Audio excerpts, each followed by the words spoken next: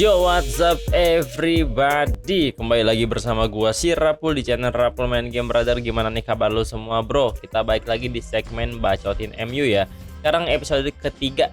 Jadi ini adalah pembahasan terkait MU dari sudut pandang gua sebagai channel yang suka mainin game bola dan juga fans MU. Bukan ahlinya tapi layak dong gua ngomongin MU karena gua ngefans sama MU udah lama ya. Oke, jadi tadi malam baru aja MU berhasil lolos ke semifinal WL ya, atau Liga Malam Jumat. MU ini kan ngalahin Lyon dengan agregat kalau nggak salah 7-6 nih. Lumayan menarik banget skornya ya, 7-6 di leg pertama 2-sama, di leg kedua tadi malam itu 5-4 cuy.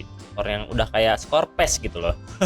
Gua nggak akan bahas detail terkait gamenya, nggak akan bahas detail terkait pertandingan tadi malam, mungkin ngomongin sedikit, tapi gue lebih ngomongin kalau MU ini punya ada asa, punya ada harapan bisa juara gitu cuy. Tapi sebelum itu nggak apa-apa, kita coba sedikit ngebahas si gamenya ini ya. Nah, si pertandingan tadi malam tuh kalau gue lihat atau gue simak atau gue cek itu sebenarnya bukan performa yang oke banget dari MU menurut gue ya. Walaupun di awal bisa sempat unggul 2-0, tapi kalau lihat dari dinamika dia bermain yang mana tidak bisa langsung kontrol the game dan juga ngeliat dari statistik ya sebenarnya performa MU juga so-so gitu. Lumayan kebantu aja dengan 2 gol di awal, bahkan 1 gol pertama yang cepat. Harusnya kalau 1 gol pertama cepat itu bisa dibarengin dengan tambahan 1 atau 2 gol yang lebih cepat, menurut gue itu bisa lebih oke sih performanya. Cuman ya udahlah ya, yang penting pada akhirnya kan menang. Cuma yang mau gue highlight atau garis bawah itu ada beberapa poin. Yang pertama itu gue sangat respect atau shout out ya, kita harus kasih apresiasi sama Casemiro, si bapak tua ini yang sempat dibilang udah nggak layak main bola, udah saatnya pensiun dan semacamnya, tapi di babak extra time dia sangatlah terlibat dalam semua gol MU. 3 gol MU di babak extra time tuh semua tuh kalau nggak salah sih seingat gue ngelibatin si Casemiro ya kan, mulai dari gol pertama di babak extra time atau gol ketiganya itu penalti Bruno, Casemiro dilanggar di kotak penalti ketika dia kontrol bola. Yang kedua itu Casemiro assist ke Kobbie Mainoo untuk penyama kedudukan, dan terakhir golnya Harry Maguire tuh Casemiro assist umpan lumayan panjang, nggak panjang-panjang banget lah ya, umpan lambung dari ke tengah lapangan ke si Harry Maguire. Di 3 gol MU di babak extra time itu keterlibatan Casemiro sangat besar, jadi kita respect dulu buat Bapak Casemiro ini ya. Jadi buat lo yang udah ngomong-ngomongin ya Casemiro udah saatnya pensiun, menurut gua dipikirin ulang lah. Nih bapak-bapak satu itu salah satu pemain yang ya integritasnya tinggi gitu, beda sama Martial yang masih muda ya udah mager-mageran lari. Itu kita shout out dulu, apresiasi sama Casemiro. Yang kedua itu adalah beberapa pemain MU udah comeback dari cedera ya, yaitu ada Luke Shaw dan juga Kobbie Mainoo. Artinya amunisi Amorim ini buat next matchnya di UEL harusnya bisa nambah. Cuman gue lupa untuk kabar Amad Diallo gimana. Kalau Amad Diallo bisa juga nih nanti menuju pertandingan semifinal atau final, menurut gue sih itu bakal nambah lagi daya gedor MU ya, terutama di lini penyerangan. Itu pemain-pemain yang udah balik. Yang terakhir, yang ketiga mau gue highlight adalah Harry Maguire. Ini udah sering dibilang kalau dia jauh lebih klinikal dibanding Højlund cuy. Gue gak akan ngebandingin sama Zirkzee atau Zikri ya, karena ternyata setelah kita lihat Zikri ini bukan tipikal pemain nomor 9 gitu, bukan predator di kotak penalti, karena dia lebih sering drop back, sering terlibat dalam build up-nya. Jadi menurut gue kalau ngebandingin sama Zikri kurang apple to apple ya, bukan ranahnya Zikri itu, tapi ini ranahnya Rasmus Højlund, seorang striker murni nomor 9, predator di kotak penalti harusnya. Tapi dari segi positioning, dari segi kontrol bola di kotak penalti, dari segi klinikal, efektivitas nyentuh bola di kotak penalti, bagaimana dia bisa nyiptain peluang, itu Harry Maguire jauh lebih oke. Dalam beberapa pertandingan tim Maguire ini kan sering dipakai Amorim buat jadi striker ya, entah itu emang lagi maju dari posisi back ataupun emang lagi tertinggal, kondisi MU tertinggal dan emang Harry Maguire dipaksa buat jadi posisi depan aja. Dan lumayan terlihat kalau emang Maguire nih lebih klinikal, dan buktinya tadi malam bisa nyetak gol melalui heading berkat umpan Casemiro tadi ya. Itu kalau Højlund yang di posisi itu gue yakin paling dia kontrol bola dulu tuh sosokan gocek nggak jelas, atau mungkin sosokan heading tapi kemana. Tapi walaupun gue di sini dalam tanda kutip ngejelekin Højlund ini masih muda, jadi harusnya dia bisa banyak belajar ya dari Harry Maguire. Walaupun agak lucu sih ya striker belajar striking ke back gitu, tapi ya nggak apa-apa, namanya juga belajar kan, nggak harus dari perutama ya. Oke, itu pembahasan dikit terkait gamenya. Sekarang yang mau gue bahas adalah harapan MU ini bisa juara di Europa League di UEL atau Liga Malam Jumat. Sebelumnya gue mau ngingetin dulu, mungkin lu ada yang ingat atau ada yang lupa, jadi si Amorim ini ketika baru datang ke MU kan dia masuknya pertengahan musim jatuhnya ya lah, ketika Ten Hag dipecat masuk Amorim ini udah bilang gitu dia beberapa kali wawancara, gua masuk ke MU saat ini gua bakal infoin dari awal, MU ini bakal tersakit-sakit dahulu di musim ini, jangan berharap akan langsung banyak menang, jangan apalagi piala, karena yang mau gue bangun di sini adalah filosofi gue, cara bermain gue, apalagi formasi dari base formasi yang bisa dipakai aja itu beda sama MU berapa tahun terakhir. Seringnya kan MU 4-5-1 atau 4-3-3 ya. Sedangkan filosofinya Amorim, base formasi Amorim adalah 3-4-3 yang mana itu sangat jarang dipakai MU di beberapa tahun terakhir. Makanya Amorim dari awal udah statement, fokus utama gue adalah ngebangun filosofi untuk MU. Fokus utama gue adalah ngajarin, ini loh cara main bola ala gue, kata Amorim sih gitu. Jadi nggak usah bahas trofi, nggak usah bahas kemenangan, yang penting proses dulu aja tahun ini.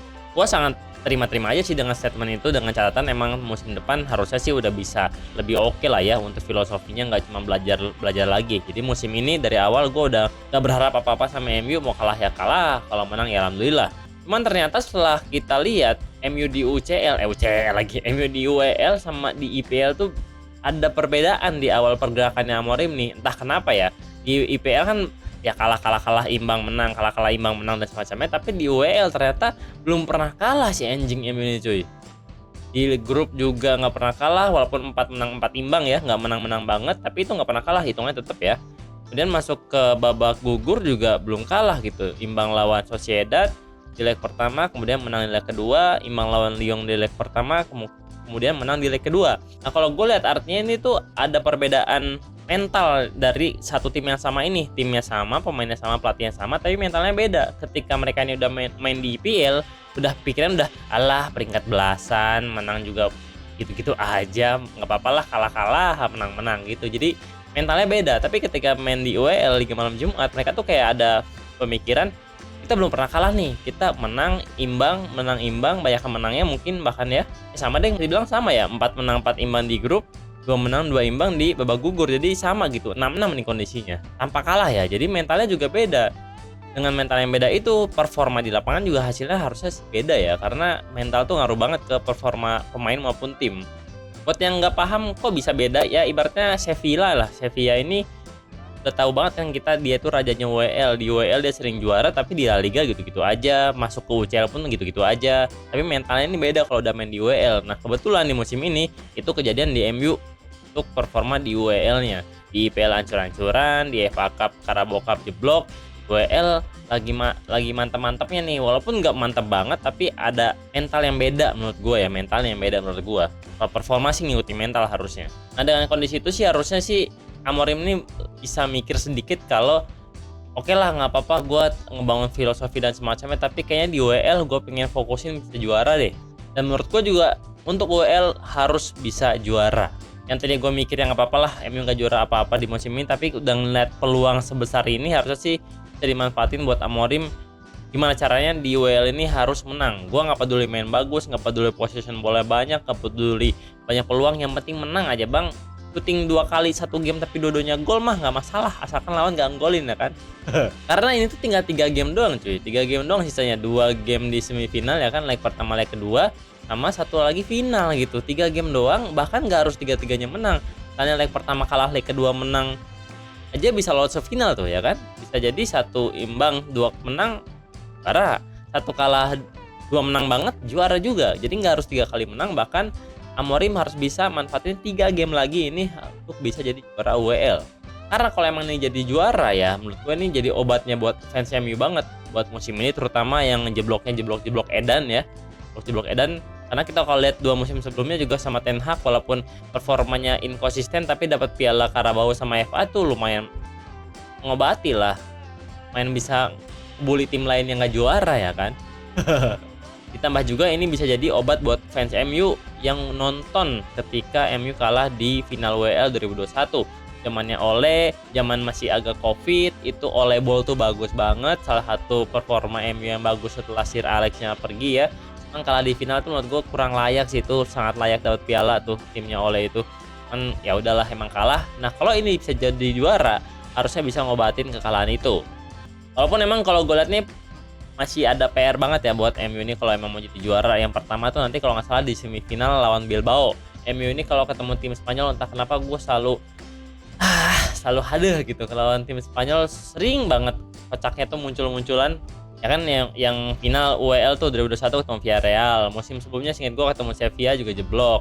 Tim 2023 sama Ten Hag ketemu Sevilla juga jeblok. Tadinya tuh waktu lawan Sociedad di per 8 final gue kira bakal kalah tuh, tapi ternyata bisa lolos alhamdulillah. Jadi nanti lawan Bilbao sih harusnya kalau MU main yang gak goblok atau gak kocak bisa lah ya, asalkan emang kadang nggak bisa diprediksi aja tuh, entah kenapa MU kalau ketemu tim Spanyol suka kocak.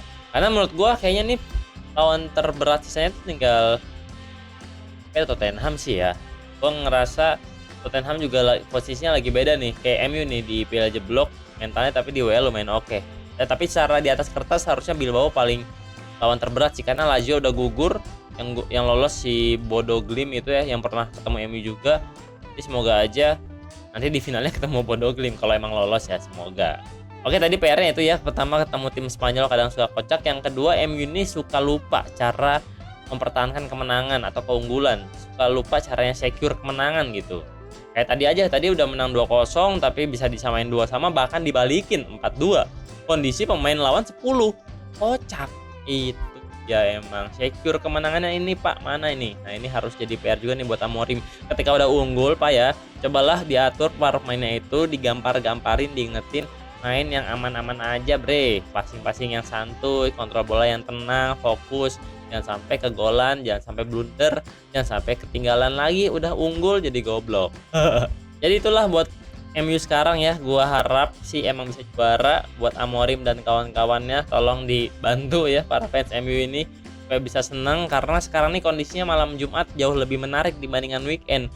IPL mah udah ya udah amat, mau kalah sama Newcastle 1 ya udah, mau dibantai nanti sama siapa lagi ya udah silakan, tapi di WL please banget bisa juara karena harapannya itu masih ada. Oke. Gitu aja bro untuk bacotan gua kali ini. Kalau ada yang mau banter atau ngasih argumen lain di kolom komentar boleh. See you next time, brother. Bye bye.